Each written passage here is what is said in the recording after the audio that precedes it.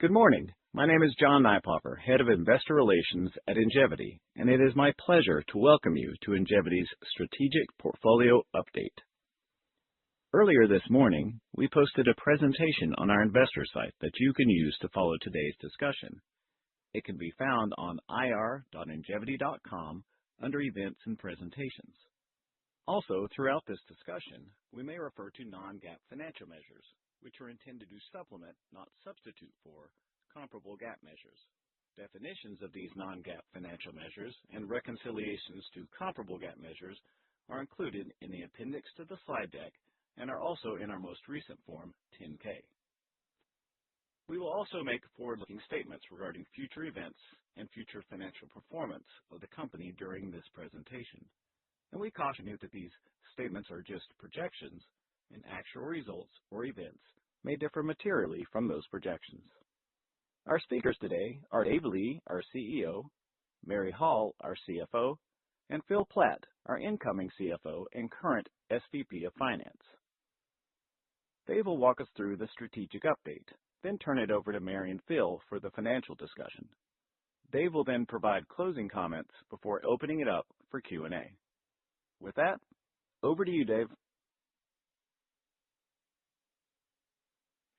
Good morning, everyone, and thank you for joining us. Before we begin our strategic update, I'd like to share some exciting news on the future leadership at Ingevity. As we announced this morning, Mary Hall will be departing the company in May of 2026 after an exceptional career in the chemicals industry and tremendous contributions to our company. Mary has been an outstanding partner to me and a steady hand during a period of change and transformation. Mary, congratulations on reaching this milestone, and thank you for everything you've done for our company. I'm also very pleased to announce Phil Platt as our next CFO. Phil spent more than a decade at Ingevity in critical leadership roles and brings deep financial discipline, strong operational experience, and a clear commitment to our strategy. The board and I have full confidence in his leadership, and I look forward to welcoming Phil to our executive team. As mentioned, we expect this transition to be completed by May of next year, leaving ample time for a seamless transition between Mary and Phil. Now let's turn to the focus of today's discussion, the new Ingevity. Many of you know my background, more than 30 years in the specialty materials industry, including nearly a decade as CEO of CMC Materials. After stepping away for several years, the question I heard most when I joined Ingevity over a half a year ago was, why here and why now? The answer is simple. I saw a company with a deeply meaningful mission to purify, protect, and enhance the world around us. I saw world-class businesses with resilient demand, technology depth, industry leadership, and a strong organizational culture. I also saw a significant opportunity to unlock value through focus, discipline, and strategic clarity. Today, we will show you why the new Ingevity is positioned to become a best-in-class specialty materials company built on strong operational fundamentals, supported by market tailwinds, which together create a long runway for profitable growth. There are three key messages I'd like you to take away from our discussion today. First, portfolio transformation. Our strategic review of the portfolio is complete.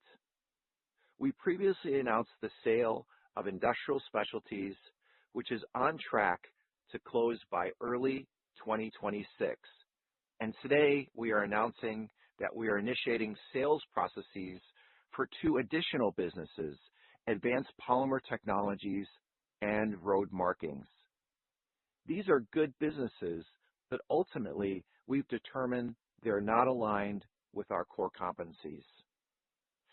Second, we are excited about a focused, stronger new Ingevity. Our future is built around two industry-leading segments, performance materials and pavement technologies. These are our highest value businesses with durable demand, technology leadership, and strong competitive moats. We believe this will create a focused, less volatile, more profitable portfolio poised for future growth. And third, capital allocation. Over the next 2 years, we expect to generate nearly $1 billion in deployable cash, supported by our core business and divestiture proceeds.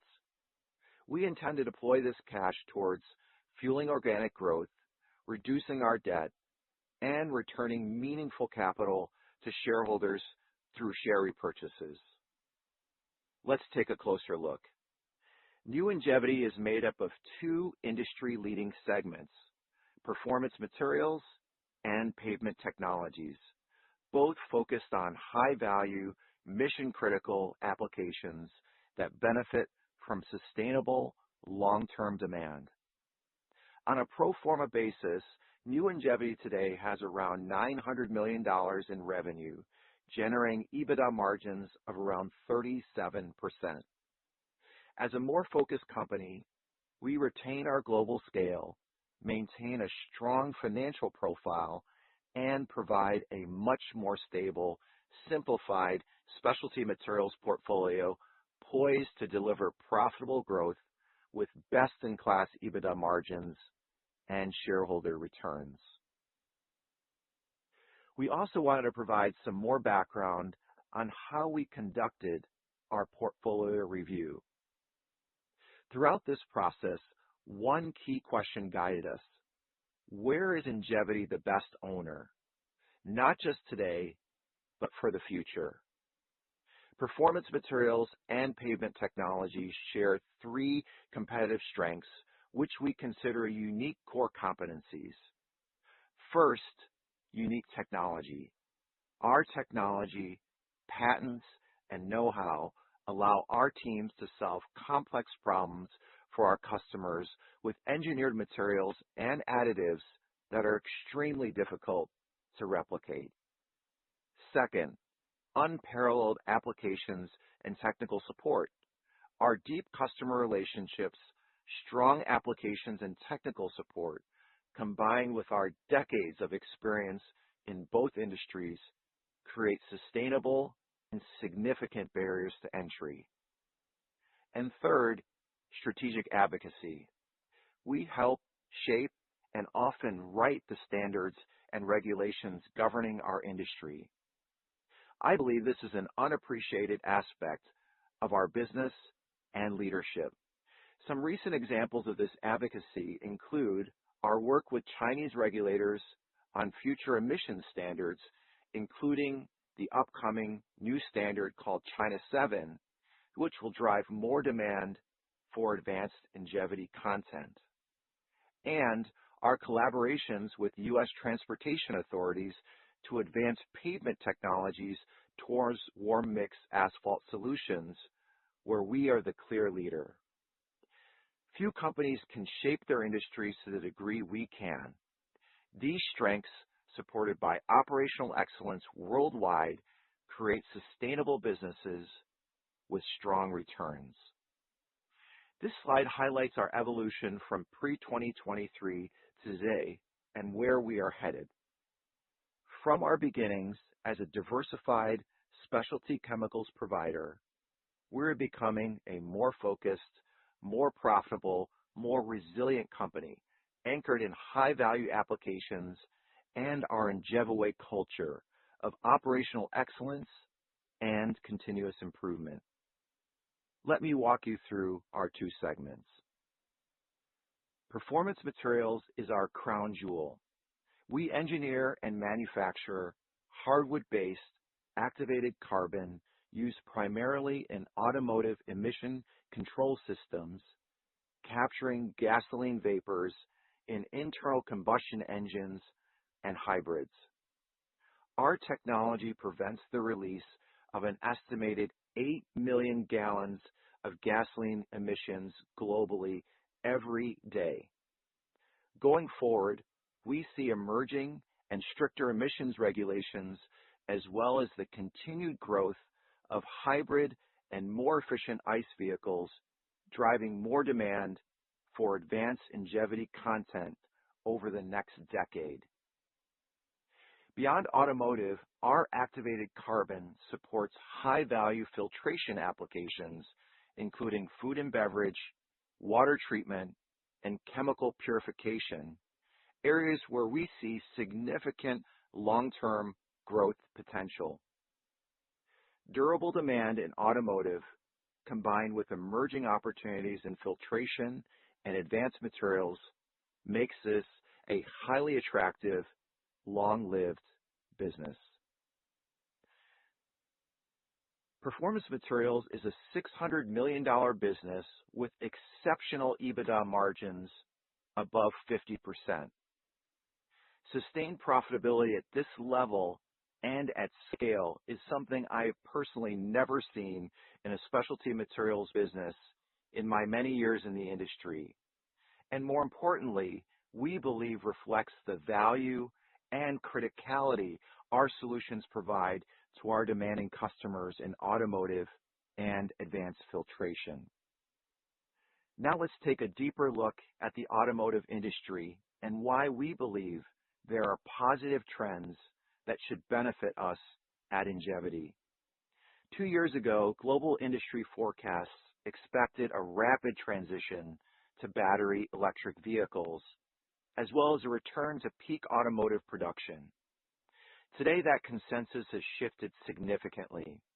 First, global auto production remains around 6 million units below prior peaks, with a return to peak still expected in the future.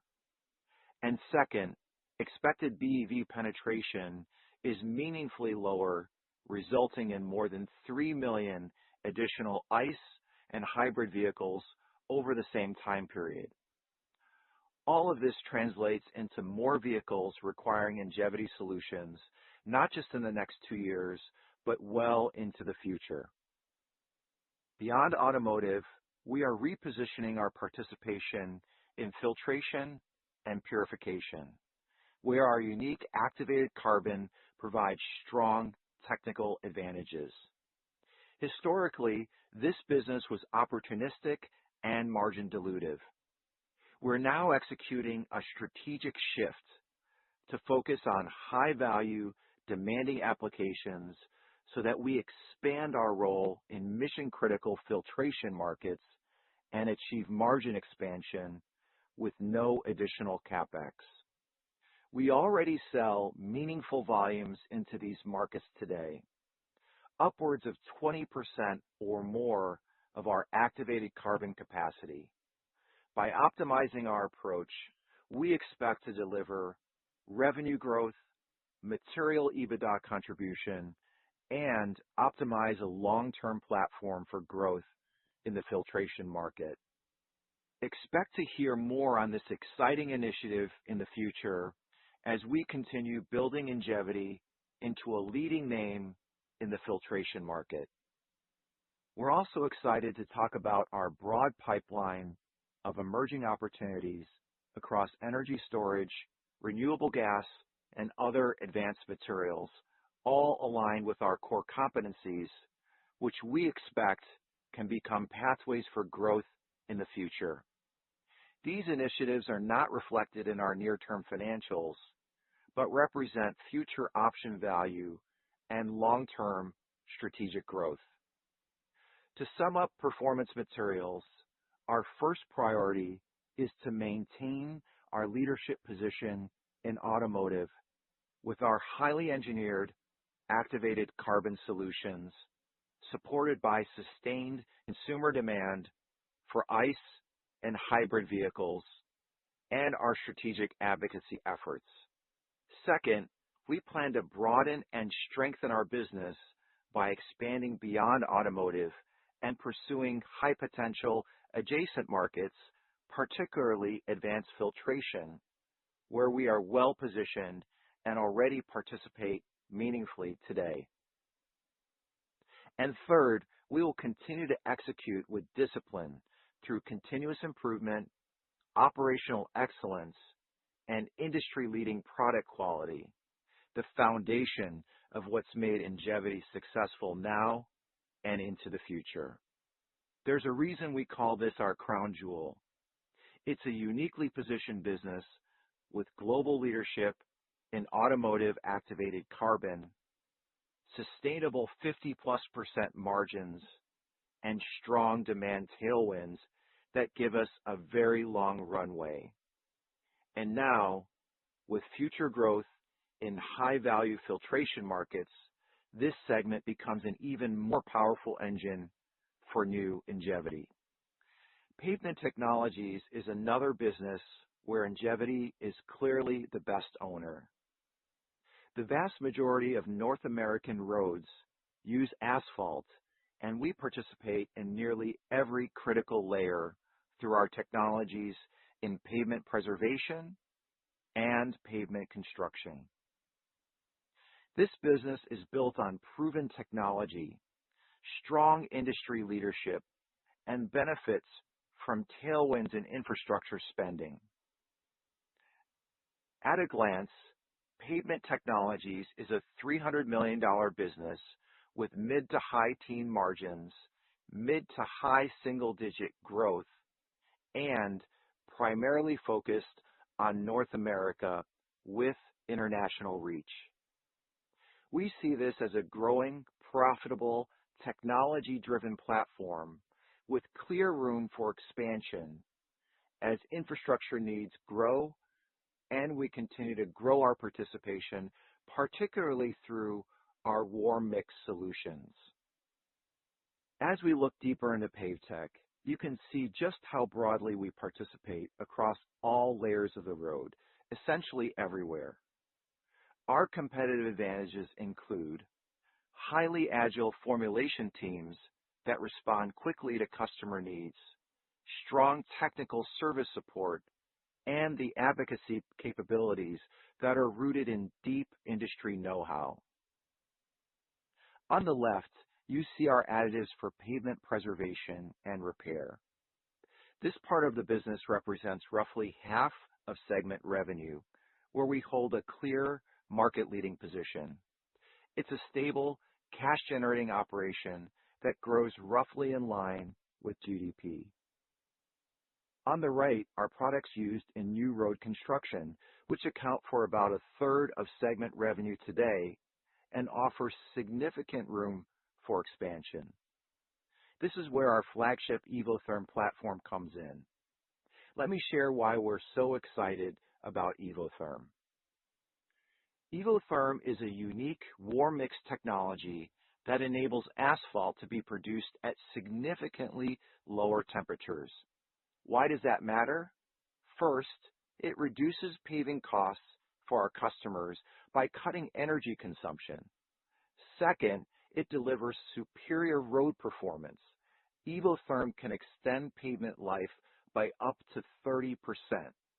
And third, lower production temperatures allow contractors to extend the paving season, enabling more projects to be completed within a calendar year. The market opportunity is substantial. Today, roughly 80% of North American asphalt is still made using traditional hot mix processes. That leaves a large conversion runway for warm mix technologies.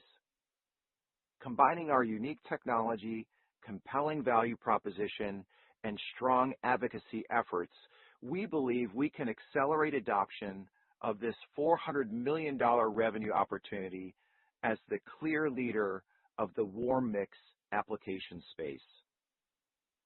As warm mix becomes a larger share of North American asphalt production, we believe we are exceptionally well positioned to lead that transition and expect this will contribute meaningful growth in the future. Given our competitive advantages and the significant addressable market opportunity, we expect to generate mid to high single-digit revenue growth and double-digit EBITDA growth over the next 2 years.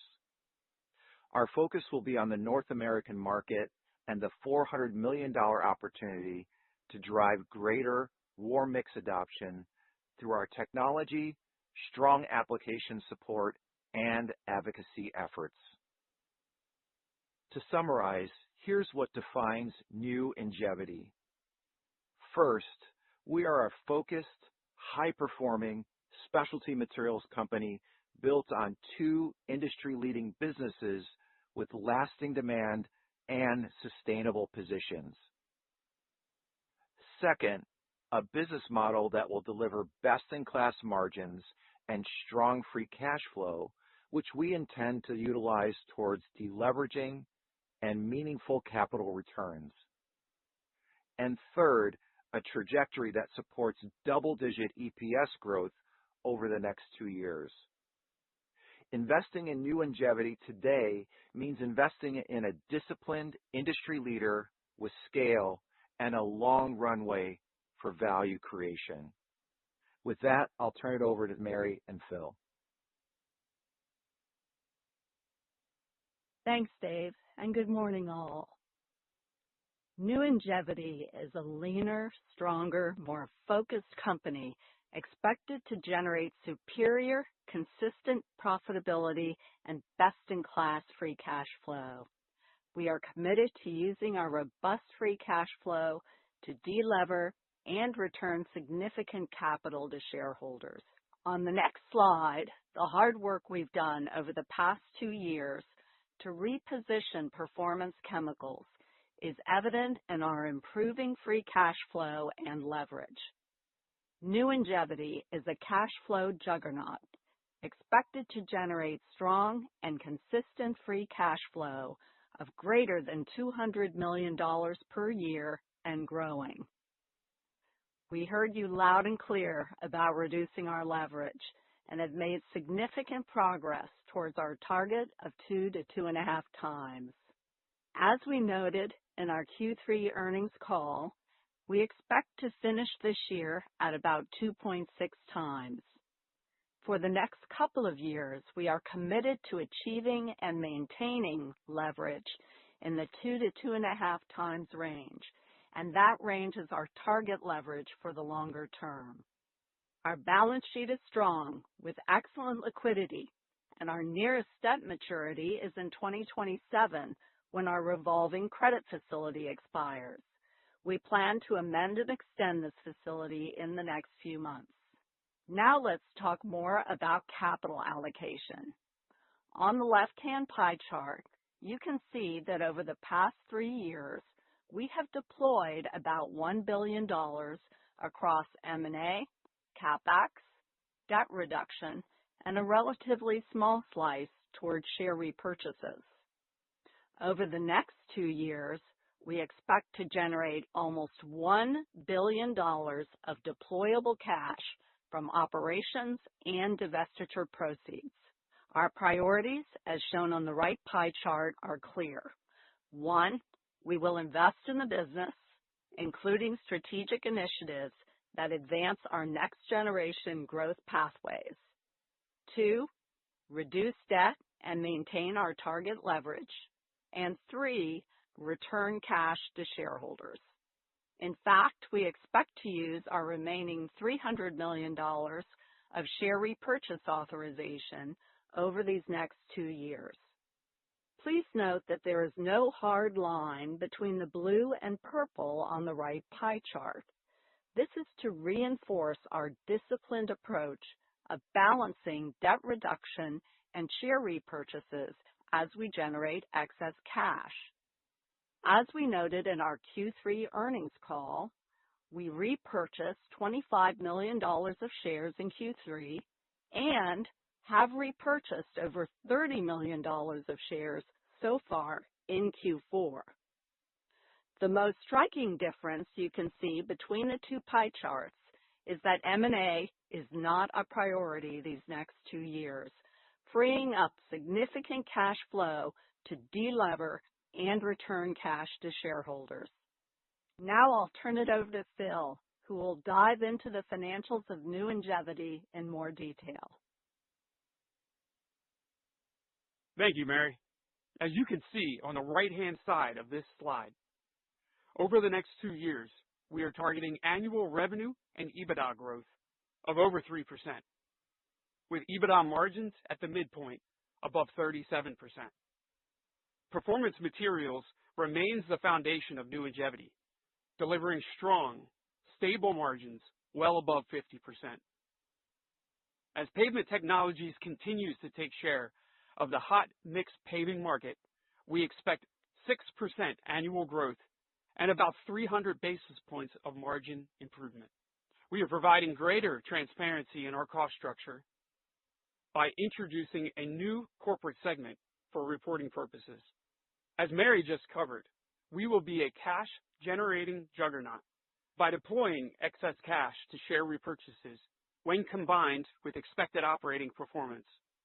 We expect annual EPS growth above 10% and annual free cash flow per share growth of nearly 6%. As you can see on the left, New Ingevity will continue to be best in class in our key operating performance metrics of EBITDA margin and free cash flow margin, placing New Ingevity clearly in the top quartile when compared to our specialty chemical and material peers. On the right side of this slide, you'll see Ingevity today, our current free cash flow yield and current enterprise multiple compared to our peers. Today, we are clearly trading at a discount, which is why we believe New Ingevity offers a compelling value proposition. As we executed our strategic portfolio review, our focus was on enhancing shareholder value. We believe that through maintaining our leading market positions, optimizing our margins, generating strong free cash flow, and being disciplined in our capital deployment, New Ingevity is positioned for both immediate and long-term value creation. We are confident in our ability to execute over these next 2 years, and that New Ingevity will be a predictable value creation engine with significant compounding future value. Thank you for your time, and now I'll turn it back to Dave for closing remarks. Thanks, Phil. To wrap up, New Ingevity will be focused on high margin, less cyclical, low capital intensity businesses. We're delivering best-in-class free cash flow with disciplined capital allocation. And we're accelerating debt reduction and are committed to returning cash to investors. We're confident that New Ingevity will deliver significant value to all our shareholders, and I'm very excited to have you join us on this journey. And with that, we'll open up the call for questions. Thank you. If you would like to ask a question, please press star 1 on your telephone keypad to raise your hand and join the queue. Your first question comes from John McNulty with BMO Capital Markets. Please go ahead. Hey, good morning. This is Caleb on for John. I was just hoping you could provide a little more detail on how you're thinking of balancing the high margin performance materials business while also expanding like the non-core pieces of that. Yeah, thanks, Caleb. Thanks for your question. So I think you're talking about our efforts to expand PM beyond automotive and into filtration. You know, first I would say we're really excited about filtration. It's not a new opportunity for us. Actually, we are already selling upwards of 20% or more of our activated carbon today into those filtration markets, and pretty much at negligible margins. So our efforts going forward, you know, the strategy is very different. We've brought in a new leader, we've brought in some more resources, and what we're trying to do there is really identify high-value applications in areas like chemical purification, food and beverage, and water treatment, where we can add value and in turn get the value back for our activated carbon. So, you know, if you think about it this way, today PM is at 50+% EBITDA margins. That already includes the 20% of our volume that we're selling at pretty negligible margins. If we're able to top grade those opportunities at all, that should actually be accretive and flow directly to our bottom line. We're early on in those efforts, but we've actually seen some encouraging validation. We've recently won a few bids in the water treatment area where we were not the lowest bidder, but were selected because our product was differentiated. That's an example, and we got there with a higher price.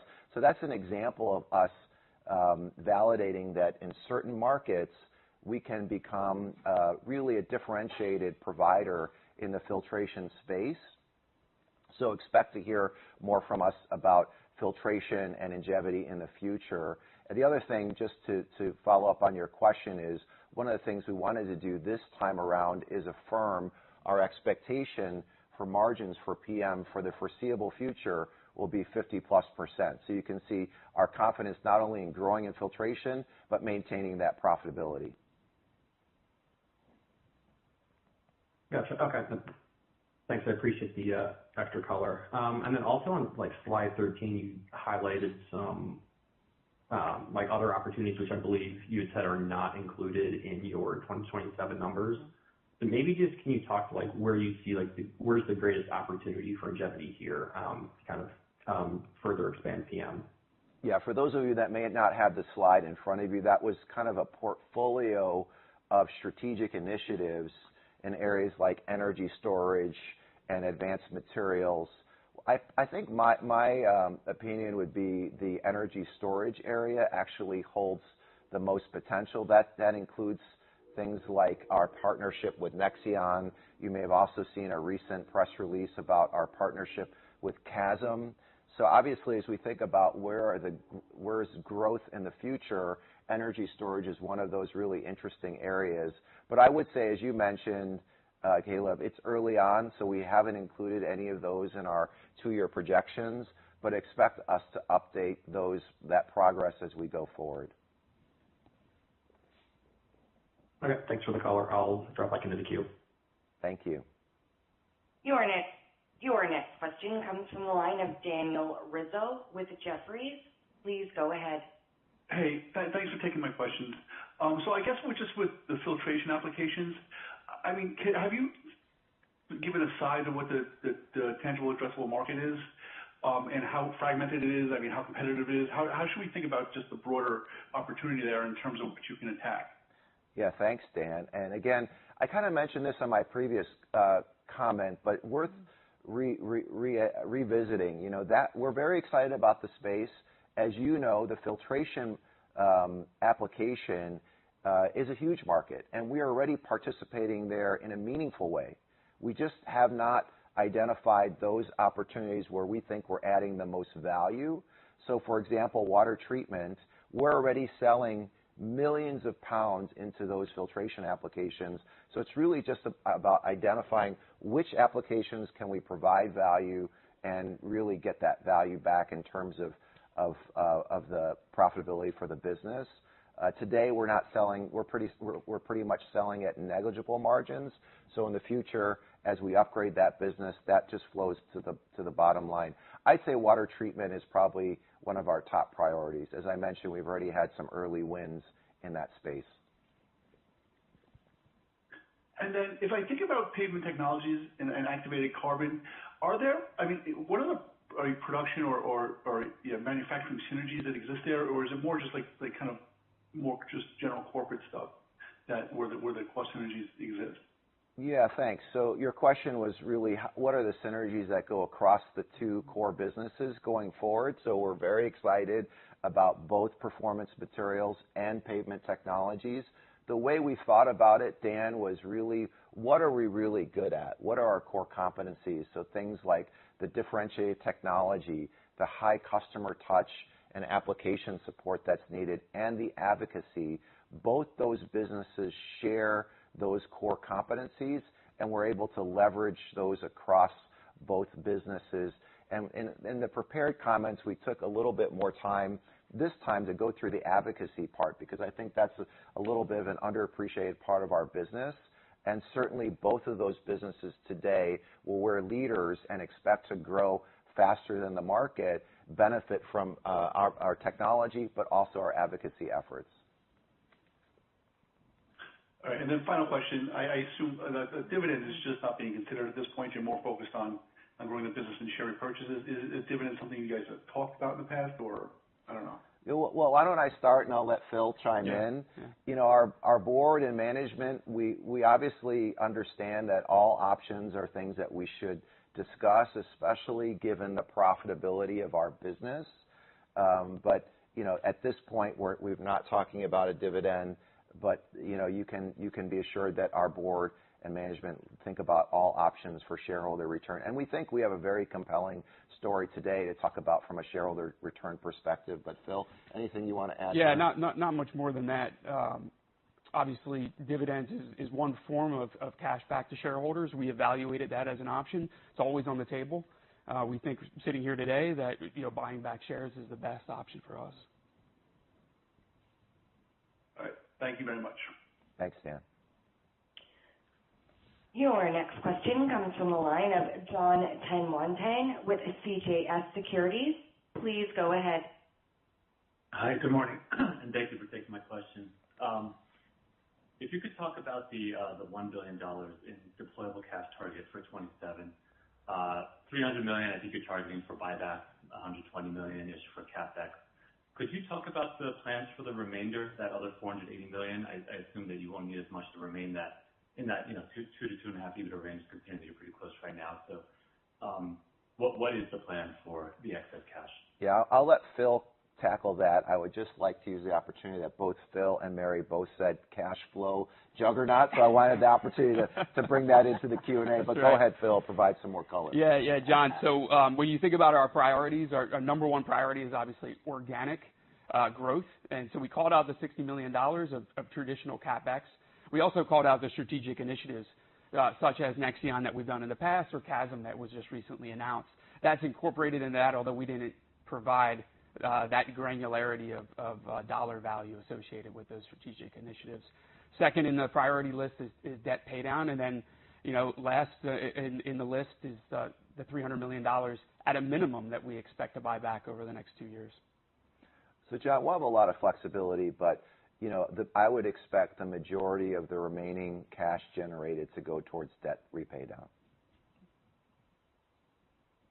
Understood. Thank you. And then if you could just help us with the EPS target for 27, 640 at the midpoint in EPS. I think the consensus estimate is closer to 570, but, you know, EBITDA is going down, assuming you sell some businesses. So what's the math to get there? Is that all buybacks and lower interest expense, or is there something else in there that we should be thinking about? Yeah, I'm going to throw that one to Phil as well. Yeah, you got it right, John. Obviously, as we de-lever, significant pullback on interest expense. And, you know, when we're thinking about, you know, a minimum of $300 million of share buyback, that's about 15% of our outstanding float today. So it's the combination of the two, plus the operating performance over that 2-year period. Exactly. Let's not forget earnings increasing as well. Yeah, so, John, I think both Mary and Phil said it well, but one of the reasons why we're so excited to talk about new Ingevity today is that expectation of double-digit EPS growth over the next few years. Got it. Thank you. And then if I could ask one more, just the expectation to sell or I guess explore strategic alternatives for APT and the road markings business. How confident are you in getting a good price for both those businesses? I know there's an implied price in the cash that you're expecting, but given both of them have faced a little bit more competitive challenge recently, can you just tell us what you're expecting there and kind of how do you expect to reposition them or restructure them in order to get better pricing, or do you think the recovery is in cards for both those businesses in the future?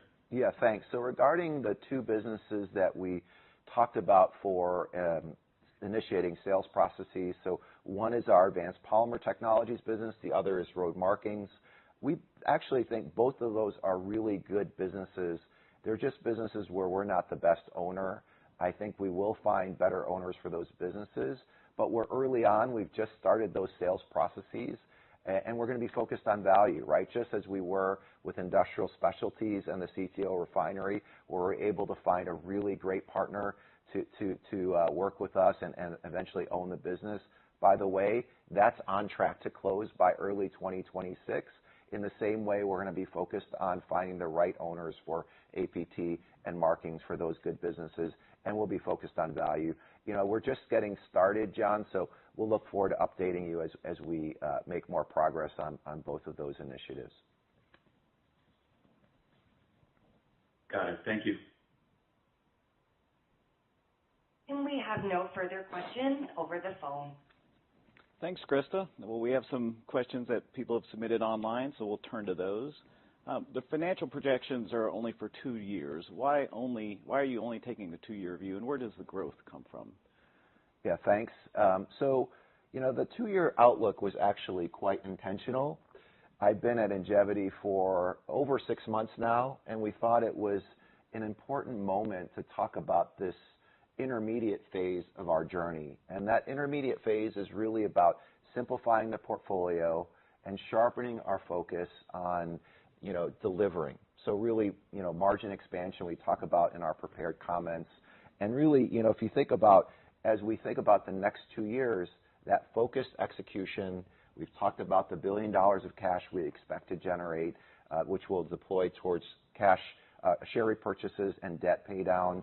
Also, while we're seeding growth in the business in areas like filtration and energy storage. So we thought this first 2-year update was really a great opportunity to talk about why we're so excited about new Ingevity, and we'll continue to provide updates in the future.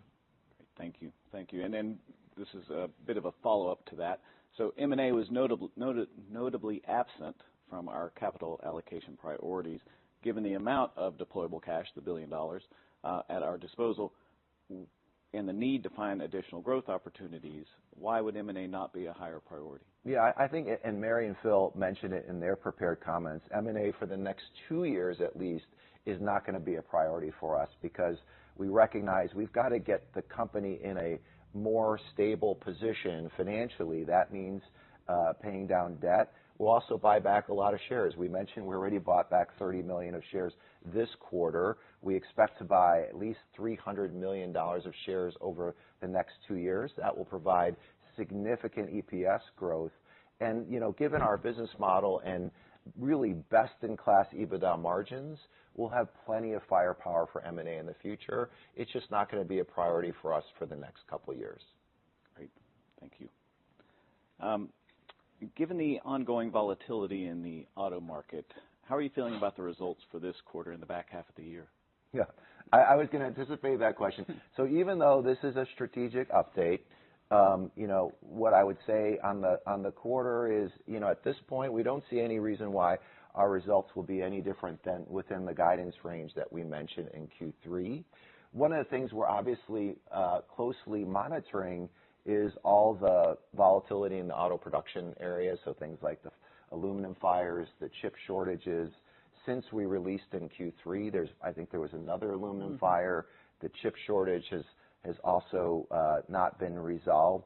The way I think about those is really if auto production is delayed or interrupted in any way, that's more of a timing issue rather than a structural issue. And what we've seen is that production gets made up in subsequent periods. So although we're closely monitoring it, we don't see our results, we're affirming our guidance, essentially saying that results will come in within that guidance range that we provided in Q3. Okay, thank you. How should we think about the bridge from the current EBITDA range to the future range that you provided for new Ingevity? Phil, why don't I give you that one? Thanks. We actually, in the prepared materials that are available on our website, in the appendix, is actually a bridge from the midpoint of our current guidance to the pro forma 2025 estimated EBITDA of new Ingevity of $335 million. And that provides the earnings that we'll be pulling out as a part of the 2 businesses that we will divest, as well as some costs that will be stranded. I will remind you that even at 335, we expect EBITDA margin to be in excess of 37%. And in fact, when we think about our guide for 2027, we expect the new Ingevity to have return on invested capital in excess of 25%. Thank you. At this point, it appears there's no additional questions. We've hit on many of them, so I'll turn it back over to you, Dave, for closing comments. Thanks, John. Thanks for everyone's interest. I would just say a few closing remarks.